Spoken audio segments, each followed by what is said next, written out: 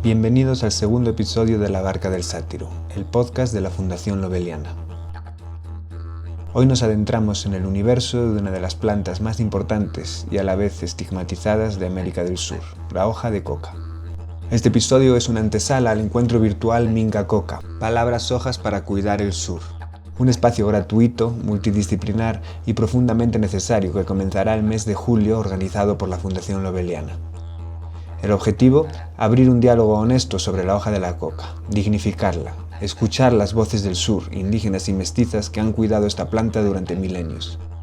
En el encuentro contaremos con las palabras de indígenas, historiadores, artistas, cultivadores, investigadores, sociólogos, antropólogos y botánicos. Porque hablar de la coca es hablar de política, salud, racismo, medio ambiente, guerra, espiritualidad y derechos ancestrales. Es hablar de historia y también de futuro. Nuestros invitados son los organizadores del evento, Eugenio y Alejandra. Eugenio, desde Chile, es investigador independiente y biólogo autodidacta, con experiencia internacional en torno a comunidades y su relación con el mundo natural. Y Alejandra, desde Colombia, es antropóloga especializada en etnobotánica, plantas medicinales y la relación cultural entre el ser humano y la naturaleza. Junto a ellos, intentamos entender por qué estamos en un momento crítico y posiblemente histórico. La hoja de la coca está siendo reconsiderada en su clasificación como sustancia prohibida. Y si desde el sur no se toma la palabra, se corre el riesgo de que esta planta sagrada sea arrebatada por narrativas ajenas.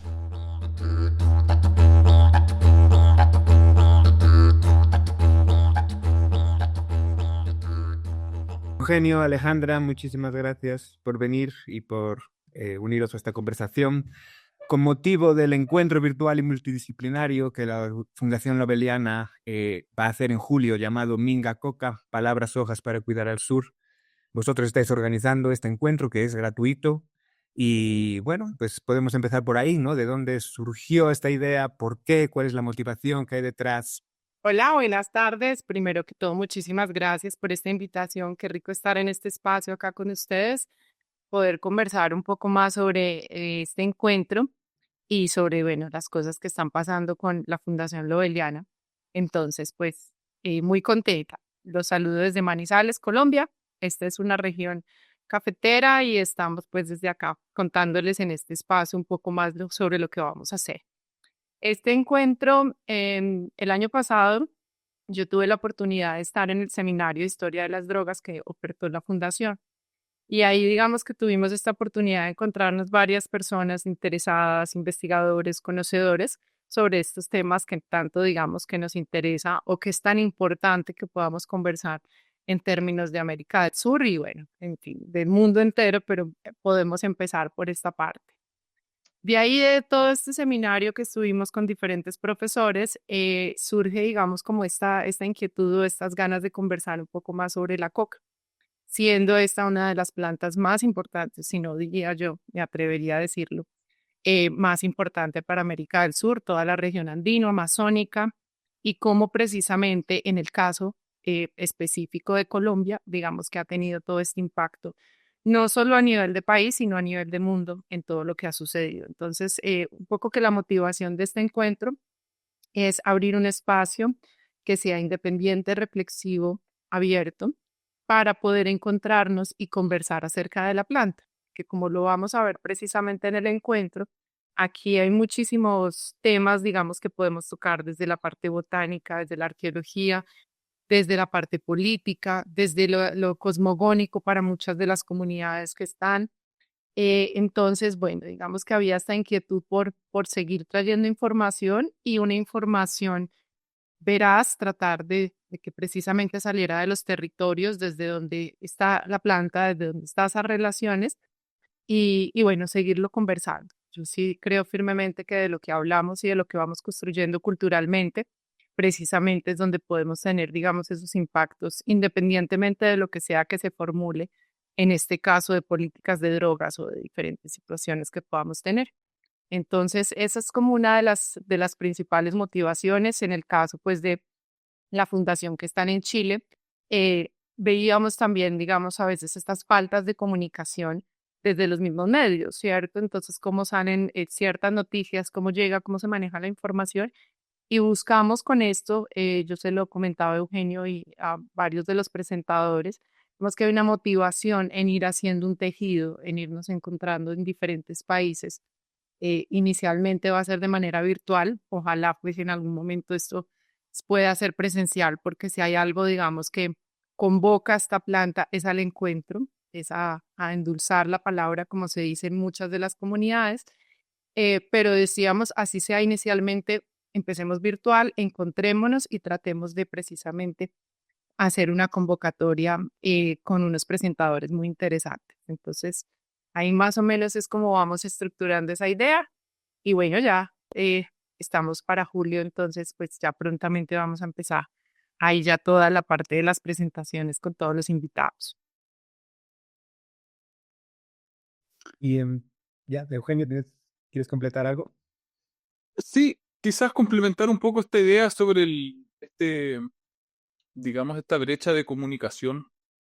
A mí, digamos, en Chile y en otros países de Sudamérica y naturalmente de otras partes del mundo, la prensa que mueve las noticias de lo que sucede en Colombia o en el Catatumbo, por ejemplo, con todo esto que está pasando ahora, o volviendo atrás como a temas de las FARC, era prensa foránea, era prensa extranjera, ¿no es cierto? Entonces, como estando tan cerca y estando en países donde se consume la hoja de coca de forma tradicional, nos llega la noticia como desde una vuelta tan larga, ¿no es cierto? CNN, por ejemplo. Entonces, la parte de la motivación importante venía de querer abrir el micrófono y tener como una línea directa, abierta y reflexiva, ¿no es cierto? De las personas que están ahí en el territorio, ¿no es cierto? De los que están poniendo los muertos, como diríamos vulgarmente, ¿no es cierto? Entonces, esa fue yo creo que la motivación principal de hacer este encuentro, que se ha dado súper bien. Hace un par de días salimos al aire en las redes sociales y ya se inscribieron 100 personas, habían 100 cupos, así que estamos viendo cómo era, cómo en 2 días se llenó. Entonces estamos viendo cómo ampliar eso, y, pero va a estar increíble porque traemos, las personas que van a hablar y van a presentar las escogimos con pinza, porque hemos leído un montón de lo que hacen, los conocemos, los hemos estudiado y son personas que están activamente relacionadas con el mundo de la coca, tanto desde su comunidad, como dirigente indígena, por ejemplo, o como un líder de comunidades cocaleras, como también personas que llevan una vida académica o de activismo en torno a la hoja. Entonces, creo que va a estar buenísimo. Y después de cada sesión va a haber un conversatorio, que es donde creo que se va a poner más sabroso. Además, quizás como, por qué es tan importante hablar de la hoja de coca? ¿Ya? Ese tema yo creo que es clave y es importante y tiene que ver con que acá en Sudamérica nosotros prácticamente en todos los países se consume tradicionalmente la hoja de coca, en muchos de ellos, ¿ya? Entonces, hay algo como que es transversal a las culturas que se han dado desde el momento anterior y posterior a la colonia, em, que está relacionado con la hoja de coca, y la hoja de coca cumple un rol fundamental, ¿no es cierto? En todo lo que es el mundo andino amazónico y lo que luego tributa más allá de eso. Actualmente, y ya metiéndonos quizás en un tema que se va a tratar mucho en lo que es Minca Coca, la hoja de coca está pasando por un momento histórico en lo que es la política de su prohibición, ¿ya? La hoja de coca, la OMS está revisando si es que la hoja de coca permanece o no dentro de la lista uno de las sustancias, de los estupefacientes que llaman ellos, más restrictivos, ¿ya? Y esto es histórico porque realmente nunca se había hecho y responde a una iniciativa de Bolivia, que ellos entregaron toda la documentación requerida y la OMS se vio obligada, digamos, a hacer esta revisión de si es que permanece o no en la lista 1. ¿Ya?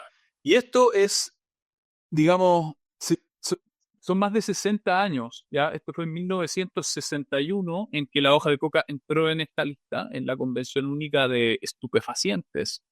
Em, en que se decidió entrar ahí, y esto también responde a todo a una serie de errores y de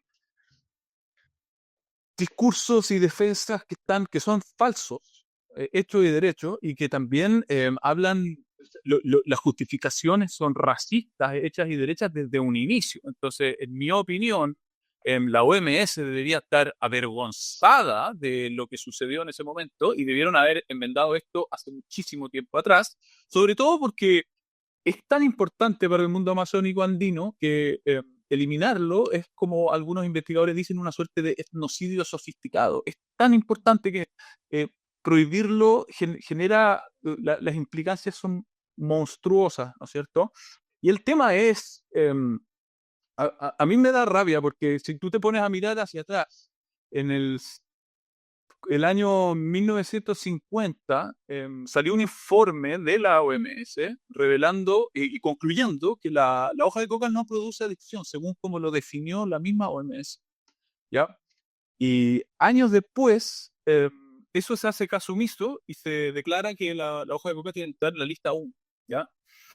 El 92, de hecho, después, 91-92, se vuelve a estar en boca ahí en la OMS y, y ya no se habla de la adicción, como que implícitamente no, eso quedó fuera porque ellos mismos se pisaron la cola. Y el argumento que hoy día defiende que la hoja de coca se mantenga en la lista 1 tiene que ver con la facilidad de extraer cocaína de la hoja de coca. Ya no se habla de la adicción porque hace muchísimo tiempo atrás, estoy hablando de 1950, que la OMS concluyó que el mascar la hoja de coca no es una adicción, sino que más bien responde a un hábito. ¿Ya? Entonces, todas estas cosas las vamos a estar hablando y van a estar personas desde los politología, digamos, van a estar los economistas, van a haber arqueólogos hablando de los registros de hoja de coca en términos arqueológicos. Va a estar súper interesante, así que aprovecho de invitarlos a todos. La inscripción es súper fácil y por ahí les vamos a pasar el link de alguna u otra manera. Eso. Sí.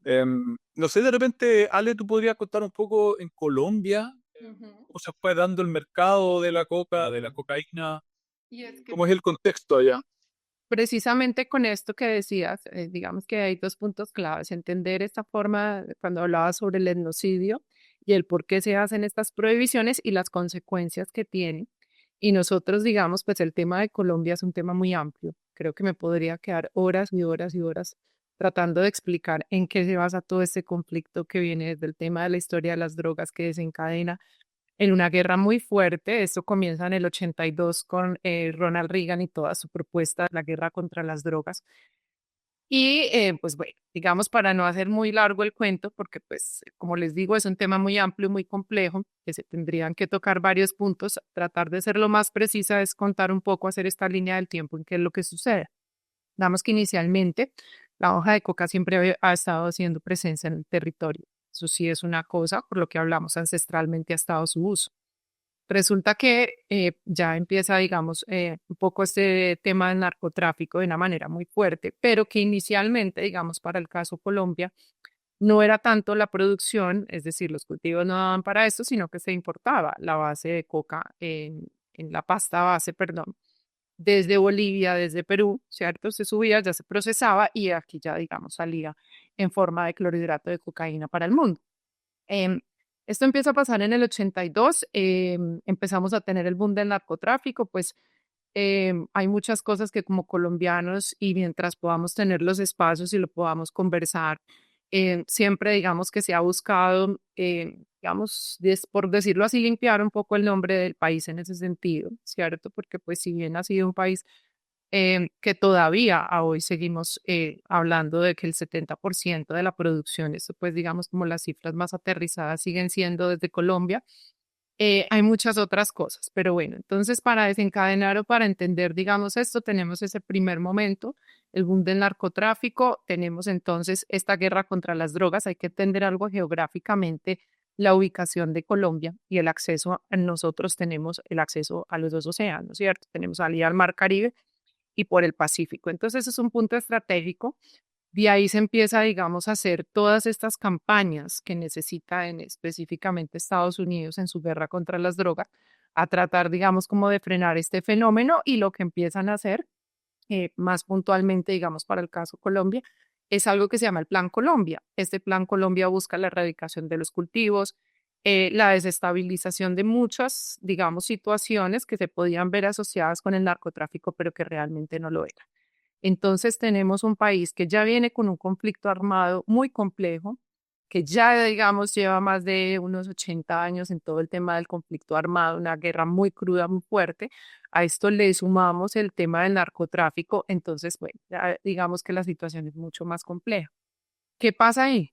Entonces, digamos que para poder entender esa otra parte siempre ha sido esta presión o esta necesidad de Estados Unidos imponer en decir, nosotros necesitamos que ustedes paren de producir y si ustedes no paran de producir, pues digamos que van a haber ayudas o cosas que están asociadas al Plan Colombia o estuvieron asociadas en ese momento como ayuda militar, en inteligencia, en subsidios, ¿cierto? Todo un engranaje que ellos utilizaban precisamente para poder sustentar esta guerra, esta prohibición, teniendo como consecuencia pues unas cifras que son escandalosas, más de 200.000, 300.000 muertos, ¿cierto? En un tiempo pues que uno dice, esto es, o sea, es una guerra muy fuerte y todavía está muy vigente, que es como lo complicado.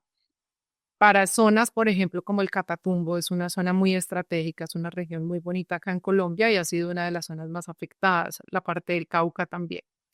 Y si les soy sincera, realmente digamos que esta guerra contra las drogas se ha vivido crudamente en todo el territorio nacional, ¿sí? Desde los carteles haciendo todos esos temas de, digamos, todo lo que empezó a pasar en los 90 en ciudades principales como Bogotá, como Cali, como Medellín, que era la guerra entre los carteles, entonces las bombas, todo eso, hasta todo el resto de intervenciones militares y lo que se puede hacer, tanto en la guerra con las guerrillas, después con el Tratado de Paz y lo subsiguiente, que son grupos paramilitares, luego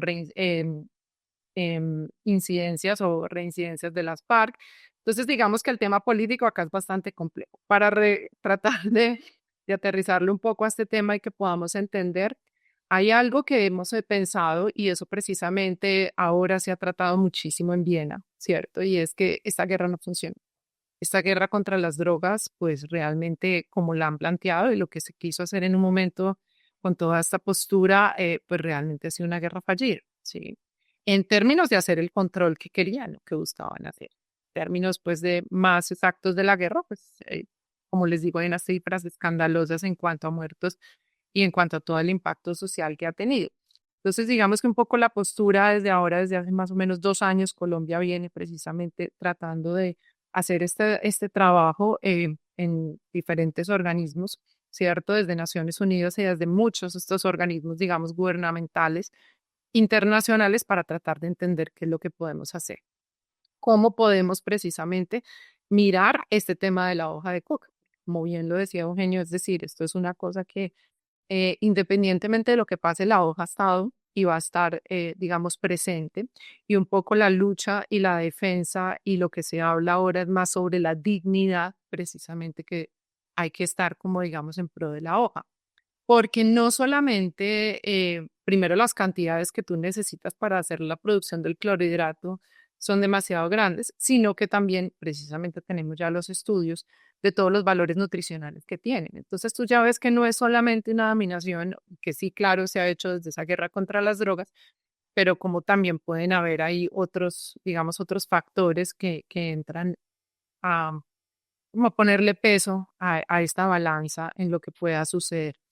Hay una parte también que es muy interesante, que a mí me gusta mucho como que podamos entender o traer acá a este evento precisamente, y es esta, a ver, digamos que en medio de todo lo que ha sucedido para hacer el control de cultivos y todo esto, se han hecho diferentes cosas. Entonces, ha estado la erradicación manual, hemos tenido las fumigaciones con glifosato, se ha tratado de hacer una sustitución de cultivos, es decir, hay, digamos, una parte de la relación con la planta que pues las cifras vuelven y dicen esto acá realmente ni las fumigaciones ni la erradicación ni nada de esto está funcionando. Entonces digamos que es un poco también esta iniciativa en lo que buscamos es como debatir y entender que, bueno, ya la planta, digamos que está bueno que se deje un poco, no al margen, porque yo eso la verdad lo creo muy difícil, ¿cierto? Pero digamos sí poder entender que hay una diferenciación, que coca no es igual a cocaína. Y yo creo que esa es una de las cosas que más nos interesa y por eso también hacerlo abierto, ¿sí? Podamos hacer esa diferenciación y poder entender. Porque ahora precisamente lo que estamos viendo es, por un lado, pues está todo el tema en este momento de la posibilidad de salir, de sacar un decreto. El gobierno nacional lo tiene, digamos, en revisión. Eso se considera como un borrador donde está recibiendo todos los comentarios para la posible regulación de hoja de coca y amapola. Y esto digamos que cuando históricamente miramos estos procesos de prohibición o estos procesos de regulación es porque sabemos que hay unos cambios o digamos unos intereses detrás del mercado, que es un poco lo que sucedió con el tema de la cannabis, más exactamente acá en Colombia. No sabría, pues no te podría decir, digamos, en paralelo con otros países cómo venga eso, pero acá para el cannabis de uso medicinal se hizo ya, digamos, esto, se legisló, se sacaron las licencias y bueno, ahora precisamente hay una parte donde, digamos, nos estamos dando cuenta de qué pasó con eso. Por consiguiente, las comunidades, digamos que con este decreto y esto es algo que yo creo que va a ser una parte muy interesante que vamos a poder conversar, pues ya cada presentador les podrá profundizar más en esto que les cuento de la guerra de las drogas, de cómo se ha pasado todo eso, pero creo que hay algo muy interesante para entender precisamente y es qué tan, digamos, estratégico, bueno, posible es para los territorios que este tipo de políticas pasen, que digamos salga de esa desclasificación, ¿cierto? Que vamos a tener voces muy diferentes y opiniones muy diferentes. En mi opinión personal, yo estoy muy dudosa y no estoy de acuerdo con ese decreto. Entonces uno diría, pero es bastante irónico, ¿cómo es posible que no quieran que estén de acuerdo en que salga este decreto? Pero digamos que ahí hay esta invitación y por eso precisamente dijimos esto está muy, muy importante de conversar. Porque además también, digamos que una parte de lo que hablaba Eugenio, de nosotros estar a veces siendo vecinos tan aislados, permite, ¿cierto?, que no sepamos qué está pasando en los otros países o cómo se están haciendo las cosas y digamos que sea un poco lo que esa tendencia o lo que se ha buscado siempre, en la medida en que yo te hago muy diferente, pues hay unos procesos de dominación y de muchas cosas que sabemos que están presentes y que la guerra de las drogas es lo que más ha evidenciado. ¿M? Acá y en muchísimos otros países, lo que fue opio para Asia y lo que ha sido muchas otras sustancias digamos, es ellos como unos, como a la cabeza de todas estas políticas, que a hoy, y ya pues digamos un poco como para contarles un poco más en qué va esto, un poco se está buscando, más allá de hablar de la guerra de las drogas, la búsqueda, digamos, de un tema de reducción de daños, ¿cierto? Porque pues lo que les digo, ahí vamos a entender un poco el tema del catatumbo con la presentación de una de las personas que ha estado muy al tanto durante 20 o 30 años con la zona del Catatumbo y vamos a ver cómo estos procesos o estas ideas que hacen sobre la reducción o sobre la sustitución de cultivos no está tan bueno.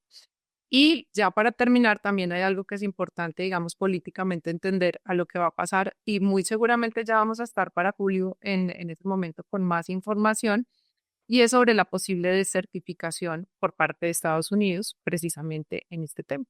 Estados Unidos le dice a Colombia, ustedes tienen que hacer una reducción en cultivos, una reducción en todo esto.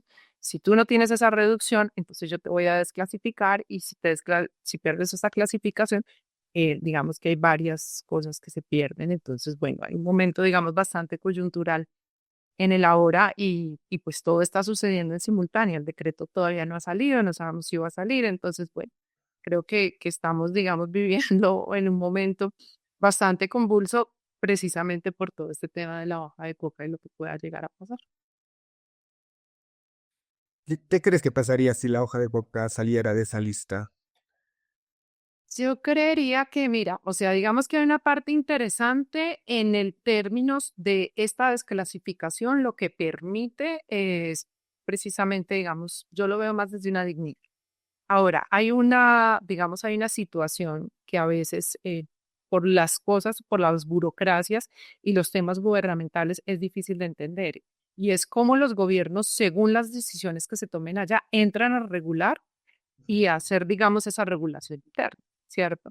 Porque, digamos, en el caso, te voy a poner un ejemplo rápido, pues como para tratar de entender. Nosotros, por ejemplo, tenemos dentro de la dosis personal el derecho a 1 gramo de cocaína, ¿cierto?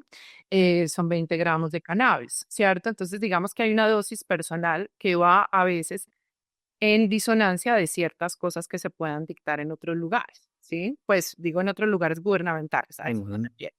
¿Puede ser interesante esa desclasificación? Sí. ¿Cómo cada uno de los gobiernos va a entrar a mirar y cómo la trabaja? Es lo interesante. ¿Cuál es el mayor temor acá? El mayor temor que hay es que esta regulación, ¿cierto? Que viene, no sea una regulación para toda la comunidad, o sea, que sea abierta, sino que es una regulación que se le entrega a ciertas empresas, que fue lo que sucedió con el cannabis. Entonces, supongamos, yo tengo mis cultivos y por sobre todo las comunidades indígenas, ¿no? Porque aquí lo que vamos a hablar es que vamos a tener que tener un permiso o solicitar una licencia para poder tener pues, el acceso, digamos, a la hoja, ¿sí? Entonces, yo la verdad no sé, vuelvo y te digo, interesante que salga, sí, claro que sí. Es lo que decía Eugenio, es casi que una obligación, es una reivindicación, es volver a dignificar la planta. Acá para nosotros, más o menos en los años 90, les cuento acá un poco rápido, tuvimos una campaña muy fuerte de los medios que hablaba sobre las matas que matan, ¿sí? Imagínate la fuerza que eso tuvo en el imaginario, en hablar todo el tiempo sobre la mata que mata, la mata que mata. Entonces, bueno, ¿qué considero yo y qué siento? Y veo más, digamos, mucho más como interés y de pronto un poco de ilusión en los movimientos que puedan darse a través de la sociedad, ¿cierto? La sociedad civil haciendo, digamos, un poco eso que a los gobiernos les ha faltado, que eso sí lo vemos totalmente, ¿cierto? Digamos que el proceso con la hoja de coca acá en Colombia es muy diferente al de la cocaína, ¿sí? Todavía se sigue teniendo, el pop está cada vez más presente, no es que no haya estado presente, digo, ha salido de las comunidades, está cada vez en más contextos urbanos. Em, Hemos tenido procesos de empresas, aquí vamos a tener, vamos a contar, por ejemplo, con Fabiola Piñacue, que ella es fundadora de Coca NASA. Es una de las primeras iniciativas donde empiezan con la producción de productos a base de la hoja, ¿cierto? Entonces, digamos que le vería yo más sentido a ese que a una regulación, porque pues vuelvo y les digo, ya conociendo un poco de esas historias y las historias de las prohibiciones y lo que viene detrás, no estoy muy, digamos que no es algo a lo que yo le haga mucha fuerza. Sí. Recordemos que, bueno, esta revisión al final, estamos en un proceso en el cual hay un comité de expertos que está revisando la información, ¿no es cierto?, la literatura.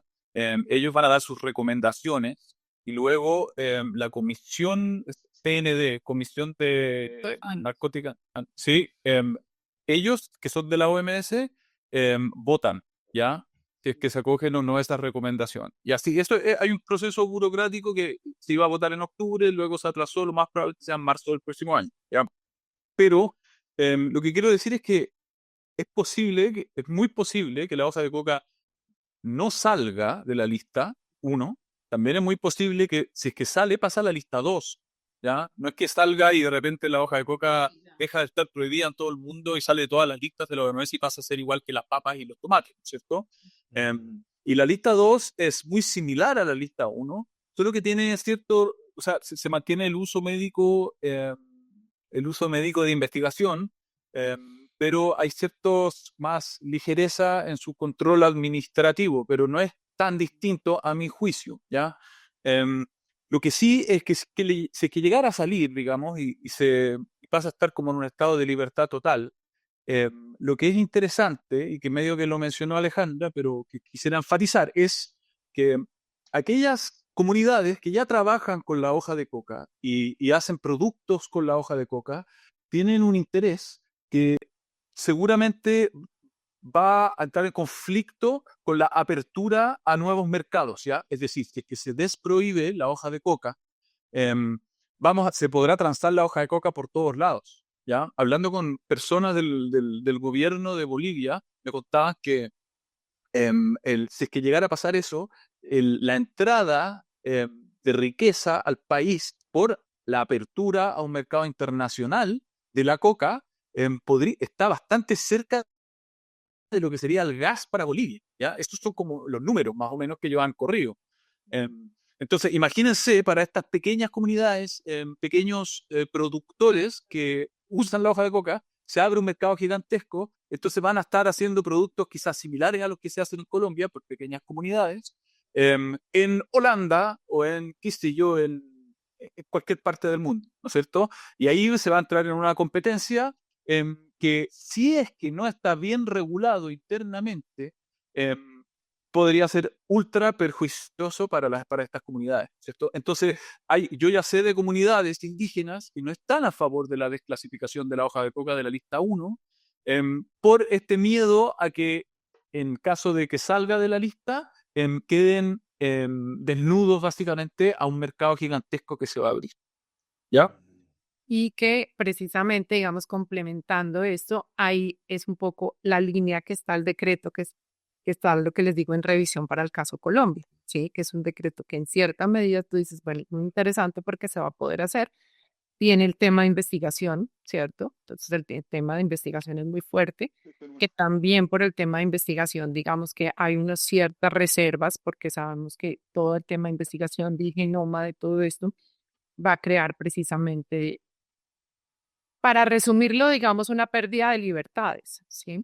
Y una pérdida de soberanía, finalmente, que es como lo que hacen y es el llamado de estas comunidades a decir es que esto, o sea, independientemente de lo que pueda suceder acá, nosotros hemos usado la planta y la planta está con nosotros. Entonces es como, pero claro, va en relación, digamos, a todo esto que comenta Eugenio, ¿cierto? Como ve uno esa doble cara, digamos, de toda esta parte, que finalmente ha sido lo que ha tenido las políticas de droga. En este caso estamos hablando de coca, pero entramos a mirar otras y creo que vamos a poder ver precisamente esos ejemplos y cómo se han dado. Es un tema fascinante, como decías tú al principio, se puede aproximar desde tantos ángulos que es casi la humanidad está ahí.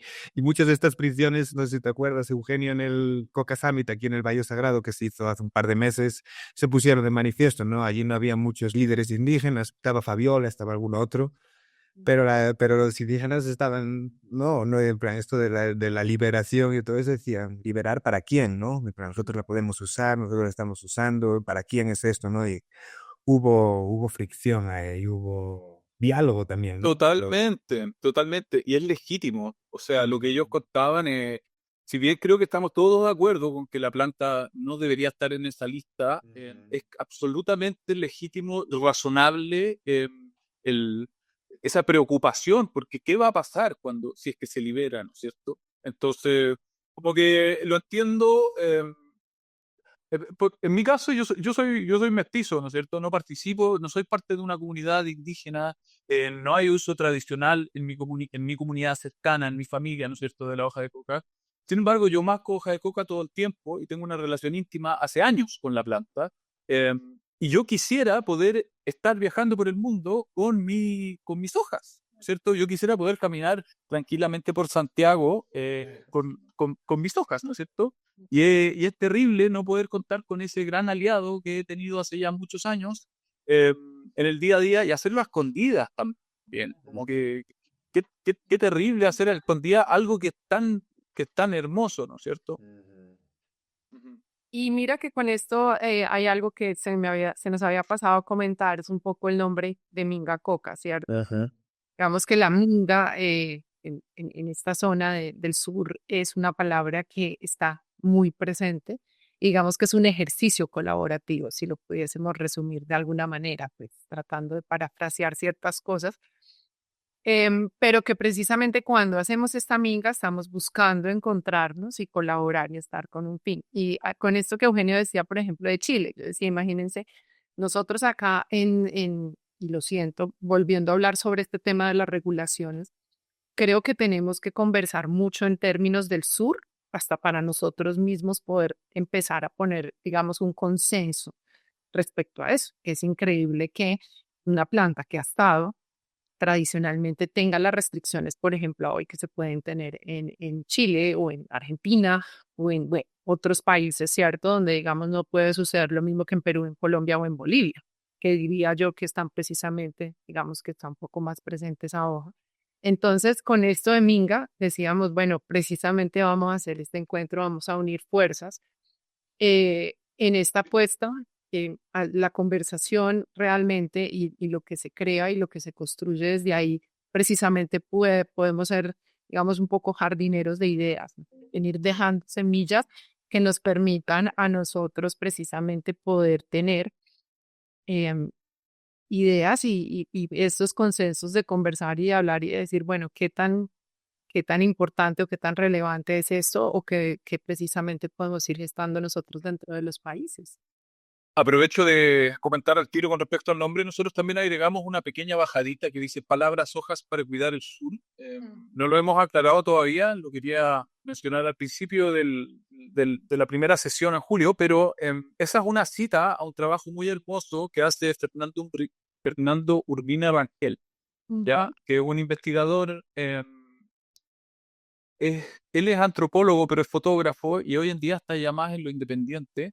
Y él tiene un trabajo muy hermoso que se llama Palabras, Palabras Hojas. coca, perdón. Dice Coca, sí, Coca, palabras hojas para cuidar el mundo, ¿ya? Y se lo súper recomiendo, está dando vueltas por ahí por internet y nos gustó tanto que nos quisimos agregar esa como cita a su trabajo, enfocándolo más bien en el sur, no porque queremos cuidar solo el sur, sino que más bien porque partir por casa y que impacta hacia afuera, ¿no es cierto? Em, eso quería comentar. Em, también les comen- Ujú. No, discúlpame. Tal. También les quería comentar que ahora como Fundación Lobeliana acabamos de grabar un testimonio, filmamos un testimonio de un ciudadano boliviano que tuvo problemas legales con hoja de coca aquí en Chile. Em, Él estaba moviendo hoja de coca y estaba vendiendo hoja de coca acá en Chile ya hace algunos años. Y la PDI entró a su casa y destrozó su casa y el hombre pasó 10 meses en prisión por este constante intento de fiscalía de demostrar de que las hojas eran para hacer cocaína, ¿ya? Y esto no había ninguna prueba, no había ninguna razón para creer eso. Es cosa de salir al campo, subirte a un auto, andar media hora, salir de Santiago y sales al campo y ves a los bolivianos que están trabajando en las cosechas y están todos mascando hoja de coca. La cantidad que él entró a Chile no daba para más de 2 meses de venta a la gente con la que él trabajaba ahí en los campos, ¿ya? Y ellos insisten en buscar cocaína, cocaína, cocaína, cocaína, ¿no es cierto? Es como si el mascar, ¿no es cierto?, no existiera. Es algo muy, muy extraño en lo legal también en Chile, que Chile es muy tangencial a todo el conflicto de la hoja de coca. Sin embargo, hay un montón de comunidades al norte de Chile que son aymara, que son quechua y lo consumen igual, ¿cierto? Pero Chile tiene un tema con la cantidad. Si eres indígena o no eres indígena, hacen una diferencia y también tiene que ver con la cantidad. Pero la cantidad es imprecisa, no está definida en ningún lugar, ¿cierto? Han detenido personas por tener 1 kilo de hoja, como han detenido personas por tener 500 kilos de hoja, ¿no es cierto? Y eso al final, volviendo un poco al punto anterior, es que a mí me da miedo andar con la hoja de coca por todos lados en Chile, ¿no es cierto? Si bien es súper tangencial, yo no dejo de tener esa aprehensión. Yo cuando quiero viajar a otros países quiero llevar mi hoja, ¿no es cierto? En Perú estuvimos, ¿no es cierto, Luis, en febrero y qué rico es poder compartir, conversar con la hoja de coca sin tener que estar escondiéndola. En Chile está en la primera lista también, como lo sugiere, como lo recomienda la OMS. Está la hoja de coca, la planta, hoja y la hoja de coca, está junto a la heroína, la cocaína, las metanfetaminas y así. Ujú. Sí, y es curioso, digamos, en el caso Colombia, por ejemplo, para contarles un poquito, digamos, en esto que uno ve y uno dice, bueno, es increíble porque está, por un lado, la hoja de coca, por otro lado, todos los precursores o, digamos, todos estos químicos que se necesitan para hacer la producción del clorhidrato de venta libre, por así decirlo, ¿cierto? Entonces, digamos que es un solo momento en el que se vuelve este tema, digamos, ya como tal de esta ilegalidad. Entonces, bueno, también por eso, esa es una de las complejidades de este negocio, que como les decía, nos podríamos quedar muchas horas conversando sobre esta guerra y sobre los diferentes puntos, Pero eso también ha sido algo que se ha hablado mucho acá, ¿cierto? Puedes tener, digamos, la posibilidad y transita por los ríos, por los mares, porque pues, se usan gasolinas, se usan, bueno, diferentes aditivos, digamos, para la producción, ¿no? Donde todo eso está. Entonces, es un tema bastante, digamos, como más que complejo, o bueno, sí, complejo, claro que sí, pero digamos que es un tema que cuando tú lo empiezas a desmenuzar y lo empiezas a entender, empiezas a ver muchísimas de las intenciones que hay detrás. Y un poco lo que yo vuelvo y les digo, el llamado o la apuesta es, yo sí siento que más allá de estar esperando unas políticas de regulación o de no regulación, hay mucho de la sociedad civil que ha hecho y que lo han hecho las comunidades y que lo van a seguir haciendo en ese, digamos, en ese tema de la planta. ¿A qué voy con esto? Em, ellos, digamos, en el caso Colombia, muchísimas comunidades la usan, muchísimas comunidades tienen su mito de creación y su mito de origen que viene de ahí.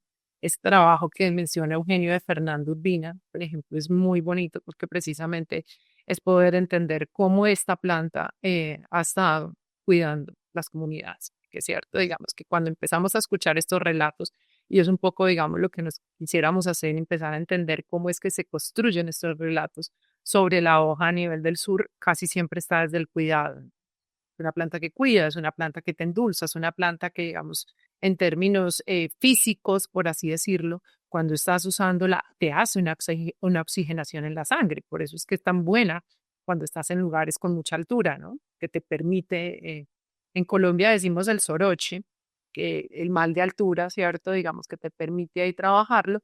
Y a su vez, cuando tienes ese nivel de oxigenación, un poco lo que sucede es que piensas mejor y al pensar mejor andas mejor. Entonces, digamos que ahí hay una construcción bien interesante precisamente o una pregunta, ¿no? Como esta planta que siempre se ha hablado de usar la palabra, vive esta persecución y esto. Y hay una respuesta desde las comunidades, ¿cierto? Donde dicen que precisamente este mal uso que da el hombre, vamos, blanco, pues el ser humano, es cierto, que hace un mal uso de ellas, donde como que se desdibuja y como precisamente siento yo que más allá de cualquier cosa sí tenemos una responsabilidad que no nos podemos tampoco como hacerle el quite tan fácil, ¿sabes? O estar esperando, sino precisamente tal vez con estos espacios traer un poco a la conversación, como les decía ahora, para poder por lo menos empezar a suscitar eso, ¿cierto? De empezar a, a cuestionarse o a preguntarse.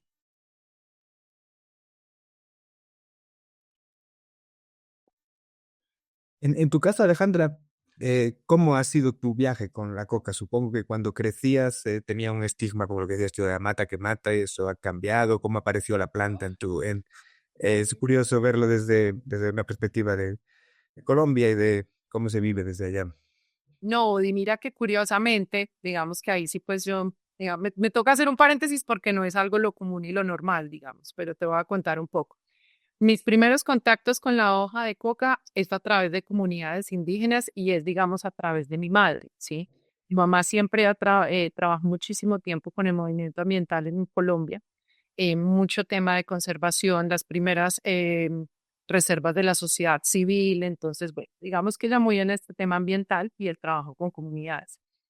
De ahí muchas amistades y muchas personas precisamente de comunidades que estaban. Entonces, en mi caso personal, la planta nunca ha estado estigmatizada, ¿sí? Nunca ha sido, sino, y siempre ha sido Ayu, que realmente es, digamos, el nombre. Ya cuando entramos en Colombia, ¿sí? Cada comunidad tiene su forma de nombrarlo, pero bueno, es que por ahí va por el Ayu, que es más de la Sierra Nevada. Entonces, yo, digamos, desde los primeros momentos, mucho conocimiento sobre ella, mucha cercanía. En mi casa siempre hemos tenido plantas de coca.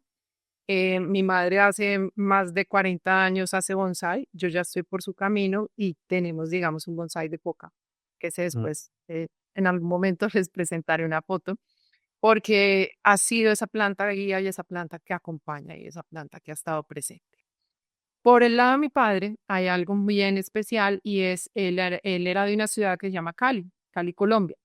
Y en Cali, a los más o menos en los años 70 o incluso mucho antes, siempre había muchísima coca sembrada en Cali. No para usos, ningún uso de narcotráfico, nada. Todavía estamos hablando de un tiempo antes de que entrara el boom del narcotráfico, pero era una planta que tú veías muy comúnmente en la ciudad y era una planta que se usaba mucho, ¿sí?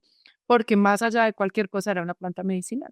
Entonces, si tú tenías alguna situación, algún dolor, alguna cosa en tu casa, era muy común que tu abuela te dijera, sí, ve y trae unas hojas que te voy a preparar un té o voy a hacer algo, ¿cierto? Para ese inconveniente que tú tengas.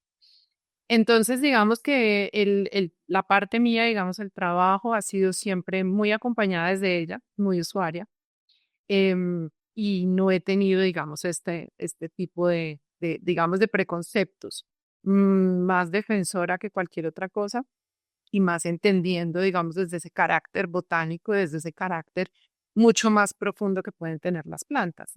A veces nos cuesta, nos quedamos muy cortos desde el lado intelectual. Entonces, cuando vamos precisamente, pues comparto que en Eugenio, yo también soy mestiza, no te puedo decir que tengo pues un abuelo de X comunidad, no, para nada. Pero digamos que eso no hace también que tú precisamente no puedas ir explorando y mirando y también desarrollando una sensibilidad.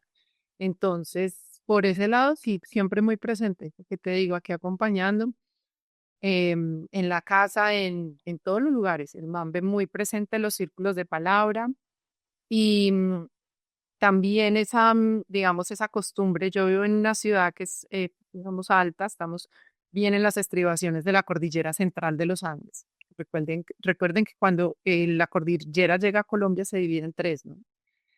Estas estribaciones o esta división que ella hace, pues hace que tengamos una geografía compleja y eso también en términos políticos y sociales hace una cantidad de cosas.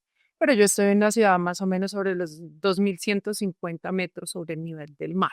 Para mí, como he vivido en esta ciudad, no es una altura realmente pues considerable, pero puedo entender con otras. Y siempre muy presente, digamos, acá yo tengo el Nevado del Ruiz a más o menos una hora, ¿cierto? Que ya puedo subir sobre los 4.000, 5.000 metros y siempre está presente. ¿Sí? Siempre cuando vas a Nevado, llévate un té de coca. Entonces, digamos que sí ha sido ese proceso, pero yo ahí sí no te puedo decir que ya tocaba al contrario. Sí me tocaron todas las campañas que te decía, digamos todas estas campañas, porque eran campañas de medios masivos. O sea, veías en la televisión, veías todo eso, que un poco, digamos, ahora las campañas y todo lo que se habla desde los defensores o desde las personas que están en pro de ser muy juiciosos o muy honestos cuando hablemos de la hoja, es decir, que ninguna de estos, ni la marihuana ni la coca, son matas que matan. Ujú. Como eso. Y a ti, Eugenio, ¿cómo apareció la hoja en tu vida y cómo es esa relación que tú tienes con ella? ¿Qué beneficios obtenéis ambos? Yo cuando estaba en la universidad, hice mi tesis en una comunidad indígena atacameña, a una hora más o menos de San Pedro de Atacama, bordeando el Salar para arriba, para la cordillera.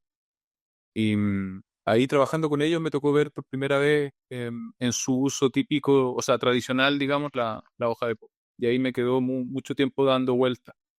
Y poquito tiempo después conocí amigos que mascaban y que habían estado en Perú y que mascaban. Y ahí me puse a mascar. Fue un poco desde ese lado, ¿ya?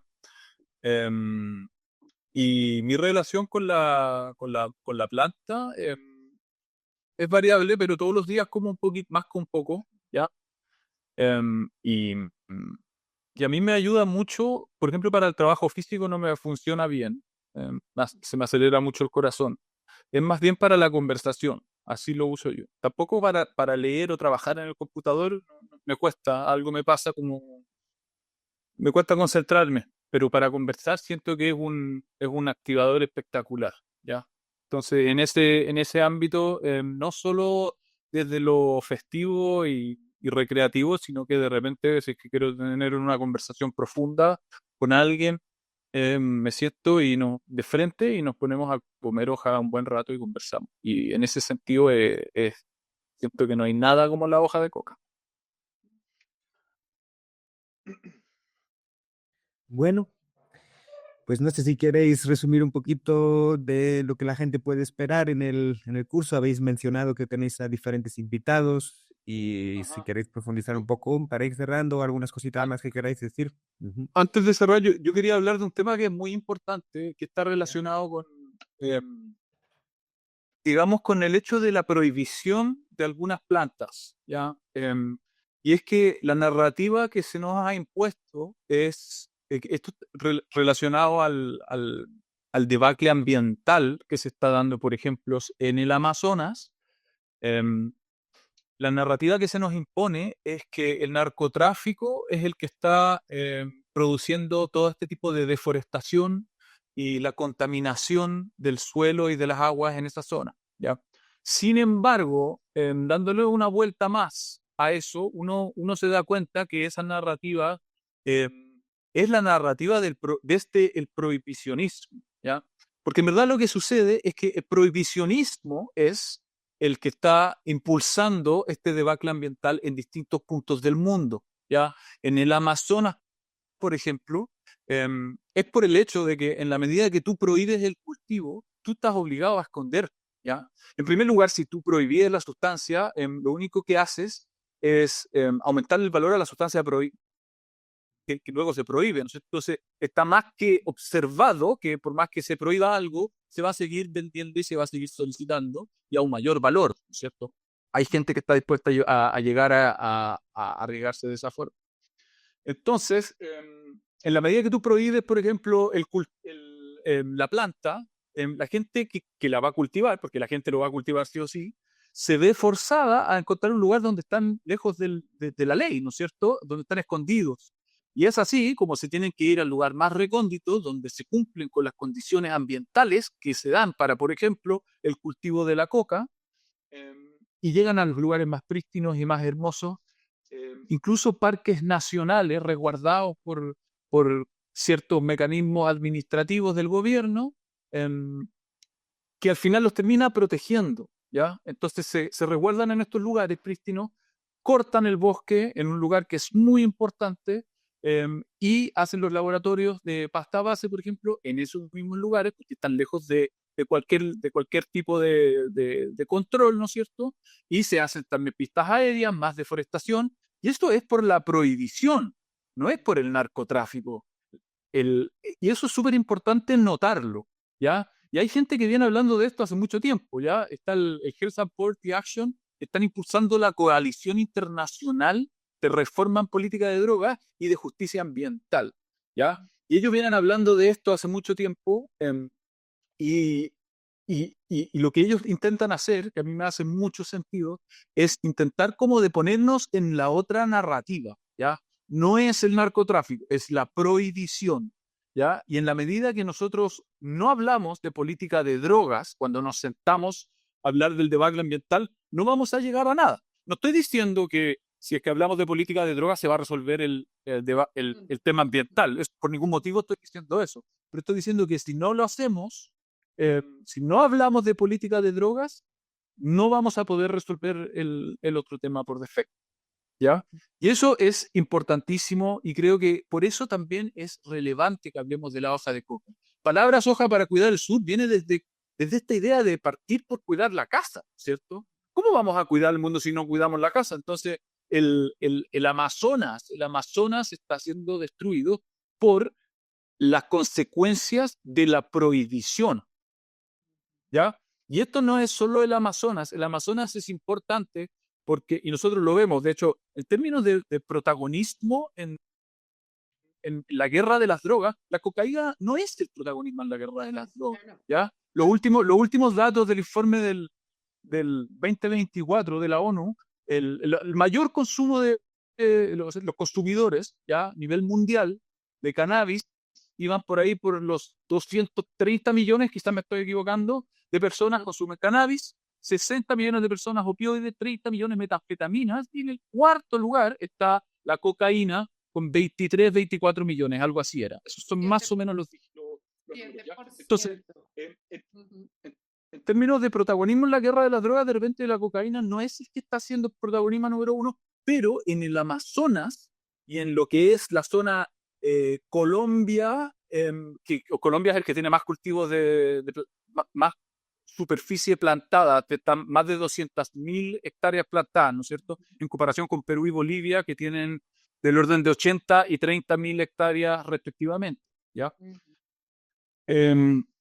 Entonces, si bien no es protagonista absoluto en la guerra de las drogas, sí lo es a nivel regional acá, ¿ya? Y eso es por el impacto que está generando sobre las personas y sobre el medio ambiente.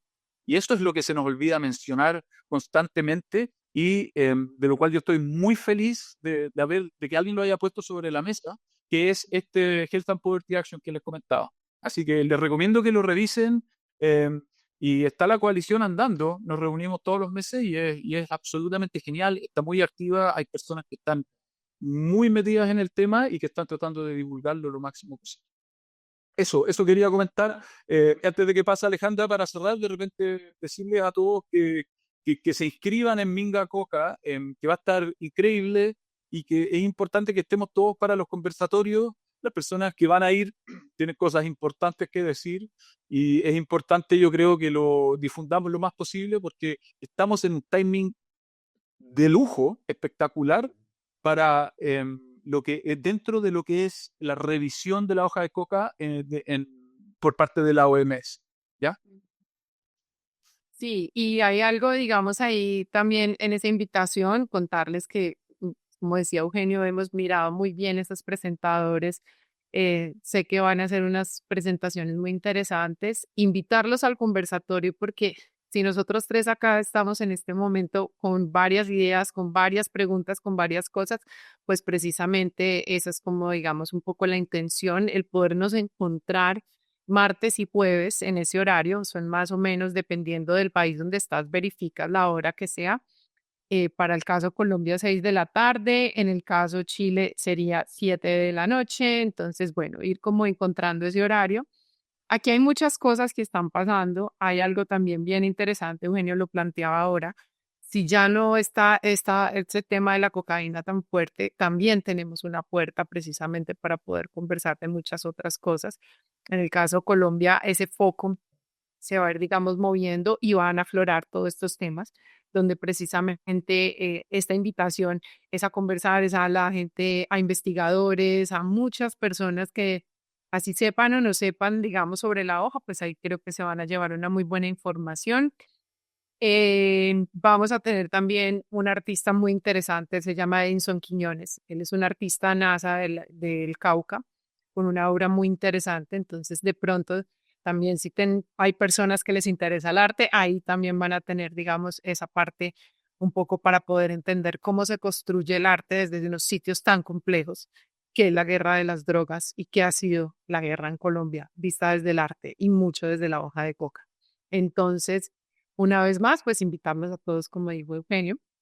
Creo, Luis, que con esto, pues precisamente nos damos cuenta que es un tema que es fascinante, que es relevante y que qué rico poder tener la oportunidad de compartirlo y de generar estos espacios tan necesarios, porque para poder cuidar la casa, como dice Eugenio, también hay que por lo menos conocer al vecino, ¿no? Entonces, esta también es la oportunidad entre los países, digamos, y entre estos diferentes puntos de encontrarnos, de ir tejiéndonos, e ir endulzando y pensarnos este sur con todas nuestras diferencias, con nuestros mestizajes, con nuestras, digamos, multiplicidades, pero entendiendo pues que aquí estamos y somos potencia en biodiversidad, en cultura, en música, en arte, en muchísimas cosas. Entonces, esa es como la invitación. Mm. Precioso. Ya, muchas gracias a los dos por poner toda vuestra energía en esto. Creo que también es muy valiente que lo habéis hecho gratuito para toda la gente, simplemente pues por la necesidad de crear este espacio. Así que yo me quito el sombrero, allí me tendréis en las sesiones si hay espacio. Hay Y espacio. Ya hace rápido. Hay espacio y va a haber espacio, así que vamos a hacer todo lo posible para seguir abriéndolo y subiendo los cupos en la medida que se vaya agregando más. Así que, me alegro que haya sido un éxito. No sabía que ya teníais tantas registraciones. Es lo que ambos decís, ¿no? Que hay como un momentum, algo está pasando, ¿no? Y está conservarlo y navegarlo. Así que nada, pues muchas gracias. No sé si hay algo más que queréis decir para cerrar, pero todo por acá. creo que ha sido un buen aperitivo de lo que va a venir. Y ahí empezamos en julio. Invitación a todo el mundo. Y nos vemos. Gracias, Luis.